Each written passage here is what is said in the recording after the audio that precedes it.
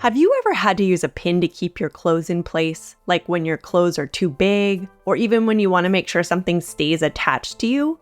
Well, what if that pin was super fancy, made of shiny gold, and decorated with colorful gemstones and glass? I bet it would make everyone go, wow!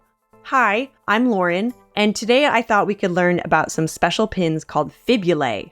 These pins were used a long time ago, and some of them were shaped like eagles, which I think are really cool. So let's explore them together.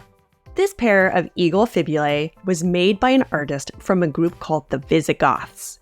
You might be wondering, who are the Visigoths? They were a group of Germanic tribes who moved around Europe a lot thousands of years ago. And they even played a role in the fall of the mighty city of Rome, which had been powerful for a very long time. This happened when the Roman Empire was going through some big changes. Because the Visigoths moved around a lot, as did the other Germanic tribes, they needed things that were easy to carry, like fibulae. Some people who had a lot of power or high social status had especially fancy fibulae to decorate their clothes and show off how wealthy and stylish they were. So it's like wearing your wealth for everyone to see. We still do this today. These particular fibulae are shaped like eagles. What's cool about them is that the eagle is shown from the side. So you can only see one eye that's wide open. The head is tilted up and backward, and the beak points upward. The wings are spread out to the sides, and there are long tail feathers that extend downward. This design gave the artist plenty of space to add beautiful stones and colorful glass to create a dazzling pattern. Each stone or piece of glass is surrounded by shiny gold. There are red garnets, blue glass, green glass, and purple amethyst, which all come together to make a colorful, eye-catching effect. Visigoths really liked red garnet, so you see it a lot in their jewelry. The artist also added small raised metal circles called bosses on parts of the eagle's body. To me, the eagle's decoration almost looks like a heavily patterned carpet or textile. That's because each of the stones and pieces of glass have been cut and polished to fit into a grid outlined by the gold. And the technique of doing this is called cloisonné. When people wore these fibulae to hold up their clothes, they would sparkle in the sunlight. And do you see those loops at the bottom? There were originally 3 of them, and they might have had more stones dangling from them. So these pins also had an element of movement. Imagine how impressive it must have been to wear something like this. Eagles are big, strong birds of prey, so it's no surprise that both the people of ancient Rome and the Visigoths used eagles as a symbol. A symbol is something that represents an idea or a group of people. And in this case, the eagle symbolizes strength and power.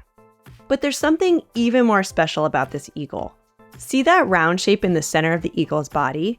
Some people think it represents the sun. Now, the sun gives us warmth and light, and in many cultures, including ancient Rome, it was associated with power. Maybe the Visigoths who made these fibulae wanted to connect themselves with 2 of Rome's favorite power symbols. There's one more interesting connection to the sun and eagle. Remember when I mentioned that the city of Rome had fallen and there were big changes happening? Well, at that time, the Roman Empire was changing partly because the religion of Christianity was on the rise, and it even became the official religion of the Roman Empire. Christianity is a monotheistic faith, meaning that it believes in one God. And one important part of this faith is that the Son of God, Jesus Christ, is seen as a savior and symbol of light and hope. The sun can also be connected to Jesus because he's often called the light of the world. And guess what? One of Jesus's followers, St. John, had an eagle as his symbol. So it's possible that these eagle fibulae could have had lots of different meanings, which I always find super interesting to think about.